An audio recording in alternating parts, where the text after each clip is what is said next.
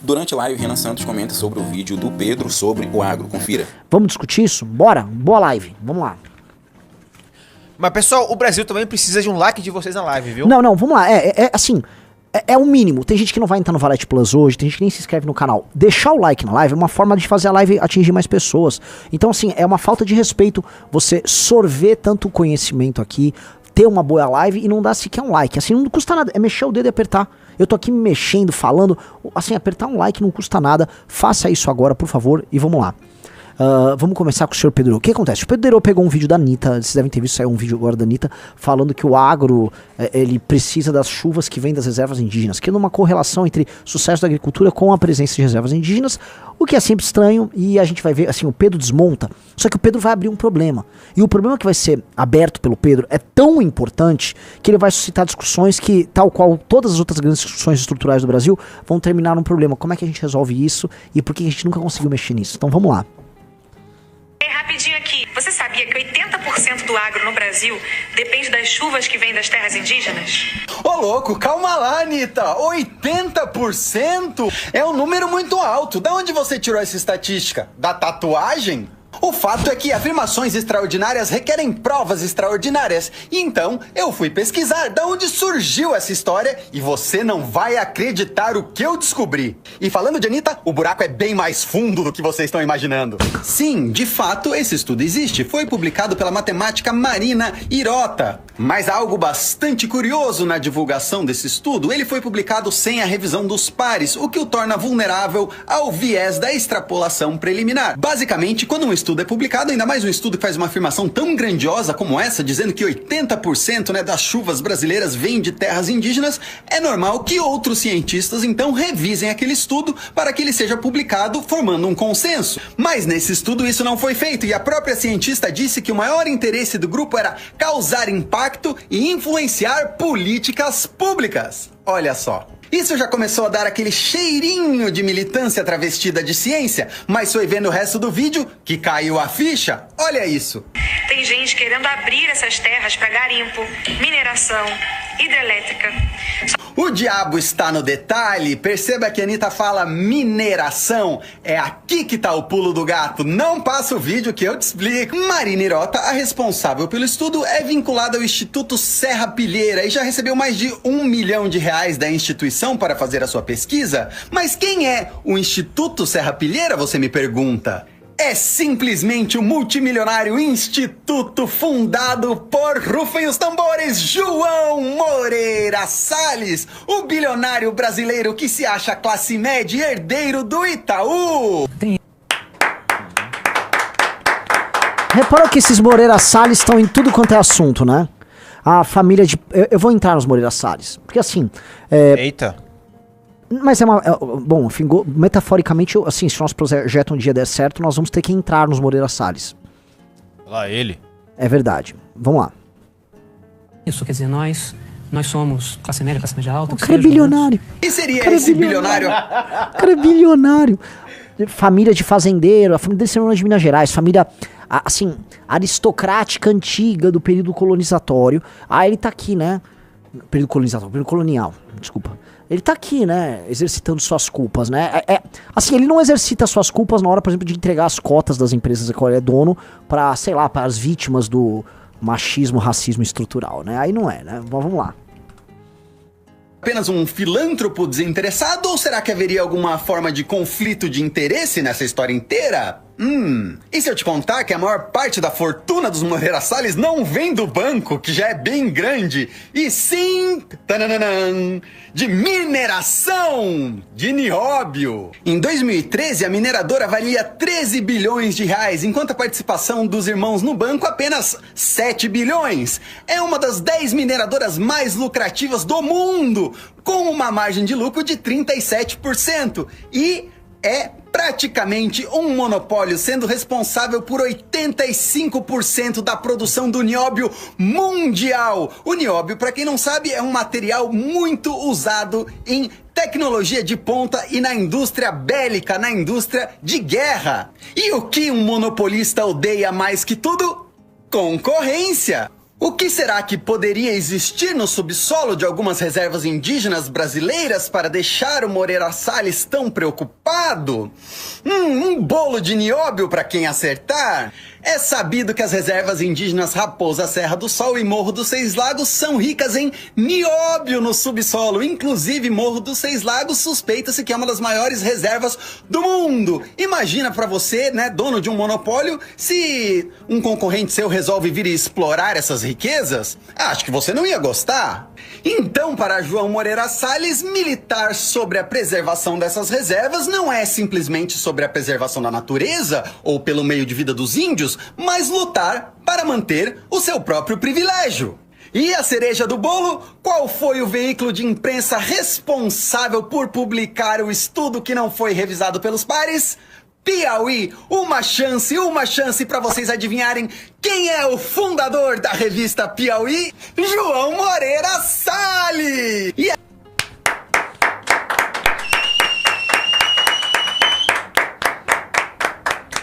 Incrível. Aí fica um monte de idiota útil como a Anitta e a militância de esquerda defendendo essas pautas na internet, quando muito provavelmente só estão sendo manipulados por um bilionário para manter o seu próprio monopólio. Segue o perfil e compartilha esse vídeo que logo tem a parte 2. Esse buraco é muito mais embaixo. Rapidinho. Esse vídeo do Pedro é sensacional, né? Novamente parabenizo o Pedro. Veja só a pesquisa que ele fez. Ele foi atrás da pesquisa, ele foi atrás do instituto, ele foi atrás da grana que financiou, ele foi atrás do dono da revista, ele foi atrás de onde tem nióbio. Porque essa discussão sobre nióbio não é de hoje. Essa discussão sobre minérios raros, sobre minérios utilizados na indústria aeroespacial, indústria bélica, sobre os Moreira Salles terem reservas de nióbio, tá? Isso aqui, essa discussão é bastante antiga aqui no Brasil. Tá? E é natural, tá? Que a gente se depare, toda vez que a gente vai chegar em assuntos importantes no Brasil, que esses assuntos vão convergindo para os interesses tradicionais de uma determinada elite que a gente tem no Brasil. Veja, quem são os Moreira Salles, meus amigos? Os Moreira Salles são, antes de tudo, membros de uma determinada elite colonial. São gente, vamos dizer, antiga aqui em território nacional, gente dona de fazendas, fazendeiros que eles vão mudando de setores, e essa elite que se reproduz entre si, que se conhece e que exerce seu poder no país de maneira patrimonial, essa elite precisa manter um determinado estado de coisas para continuar comandando o Brasil como os comanda. E o Brasil é comandado pelas mesmas pessoas, tá? Há muito tempo. Logicamente, quando você fala mesmas pessoas, a gente tem que falar, Renan, que são as mesmas famílias? Às vezes sim, mas são as mesmas categorias de pessoas. Entenderam?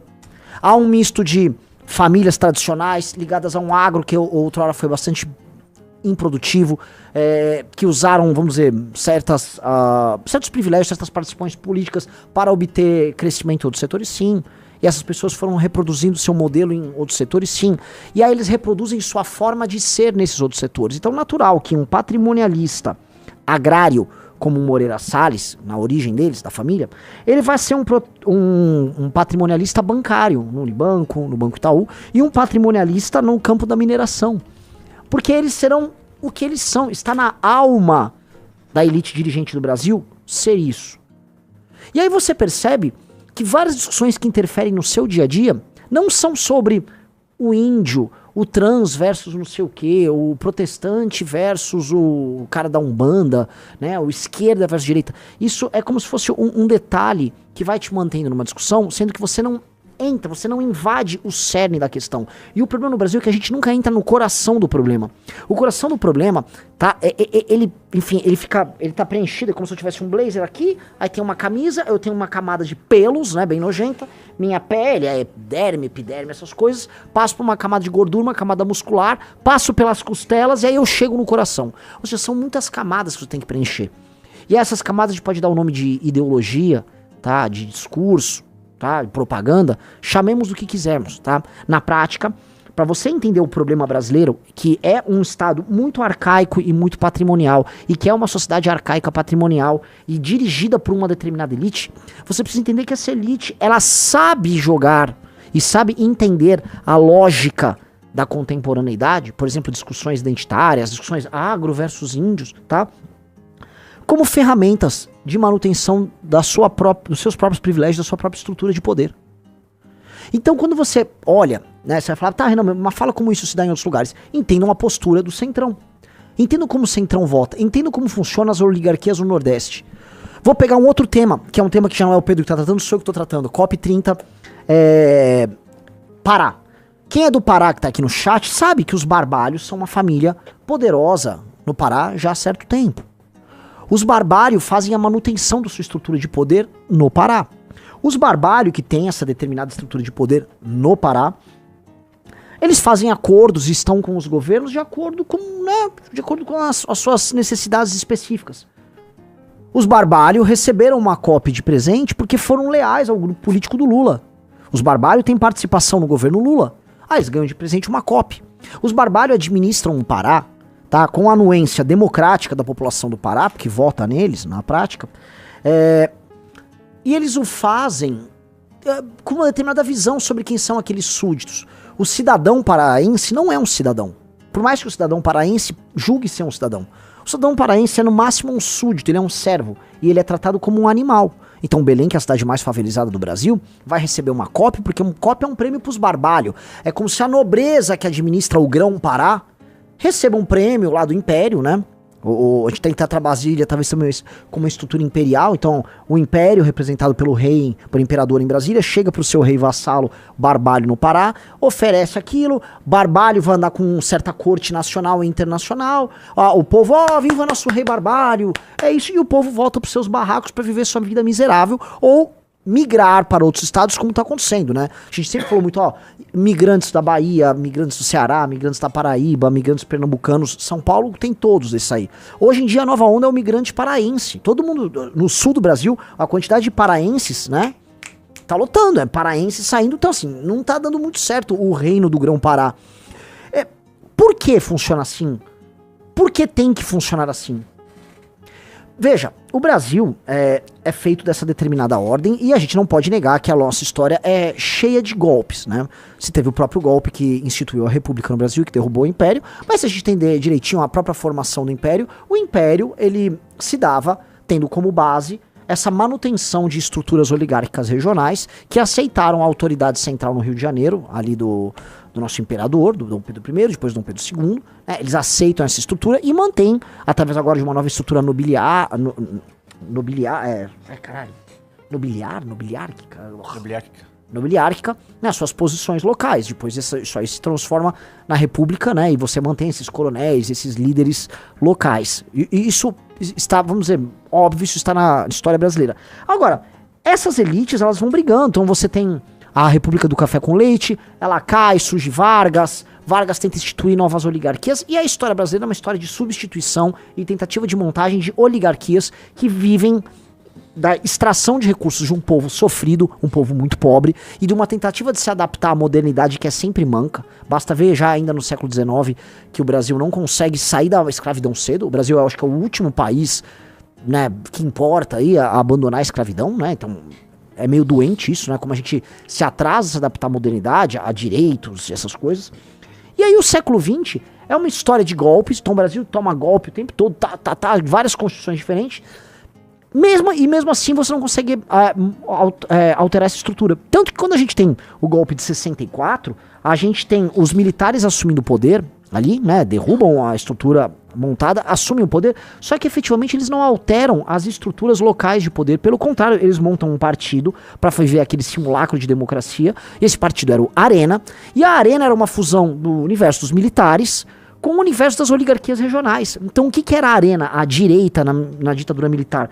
Ela era, vamos dizer, uma conjunção de oligarquias regionais no Brasil que enfrentavam o MDB, que representava uma estrutura da modernidade, mesclando esquerda, alguns líderes tradicionais e também oligarcas mais modernos locais e tal, numa fusão que depois se dissolveu em vários partidos, tá? Mas se vocês forem pegar quem eram os filhos do Arena, olha, os filhos do Arena, você vai pegar o PP, você vai pegar o PFL, que depois virou DEM, que agora é a União Brasil, e você vai pegar todos esses partidos, é o partido que a gente chama da velha direita brasileira, que é onde estão os oligarcas brasileiros tradicionais, tá? E essas estruturas que, vamos dizer, poderiam ter sido abaladas, porque a ditadura militar era uma ditadura militar, ou seja, eles faziam, né, eles tinham armas, né?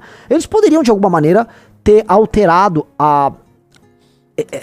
esse aparato de poder, que é o aparato de poder mais baixo, mais corrupto que a gente tem, que é a república, ao mesmo tempo dos Edinaldos, que o Edinaldo é uma expressão disso, que é a república dos Barbalho, que nós estamos falando. Então vocês estão assistindo, eu venho falando sempre do negócio da COP, porque é muito importante a gente digerir o que está acontecendo, né? A COP é isso, é um rei local, um rei vassalo, que é um Barbalho, recebendo um prêmio e tocando aquilo.